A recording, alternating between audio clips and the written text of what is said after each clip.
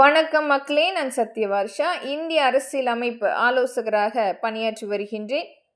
இந்திய அரசியலமைப்பு சட்டப்படி கனிமங்களை எடுப்பது குற்றம் என்று இருந்தாலும் 11 ஆண்டுகளில் எத்தனை மலைகளை வெட்டி கனிமங்களை எடுத்து கொண்டிருக்கின்றது பாரதிய ஜனதா.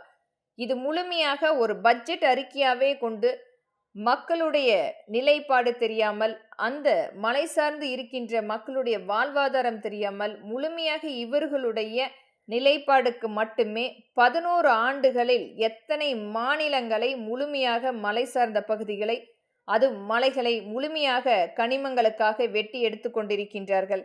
இது அனைத்துமே தடுக்கப்பட வேண்டிய சட்டம். ஆனால் இன்றைக்கும் அதானி குடும்பத்துக்கு நன்றியுடன் ஒரு கைக்கூலியாக வேலை செய்து கொண்டிருக்கும் நரேந்திர மோடி அவர்களுக்கு மக்களும் இருக்கின்றார்கள். மக்களுக்குரிய தொண்டாற்றுங்கள். அவர்களுக்குரிய சட்ட திருத்தங்களை வீடு வீடாக கொண்டு செல்வதற்குரிய வாலண்டியர்ஸ் கண்டிப்பாக நியமனம் செய்யுங்கள். தயவு கூர்ந்து மலை சார்ந்த பகுதிகளை விட்டுவிட்டு மக்களுக்குரிய வாய்ப்புகளை கொடுத்து, மக்களுடைய தொழிற்சாலை அவர்களுக்குரிய அந்த திட்டத்தை கொண்டு வரும் பொழுது முழுமையாக வருமானத்துக்குரிய எண்ணற்ற வருவாய் கண்டிப்பாக வரும். தயவு கூர்ந்து இது மாதிரியான கனிமங்களை எடுப்பதற்குரிய பங்கீடு முக்கியத்துவம் கொடுக்க வேண்டாம் என்பது மக்களின் சார்பாக எளிய மகளாக இங்கே பதிவு செய்கின்றேன். நன்றி.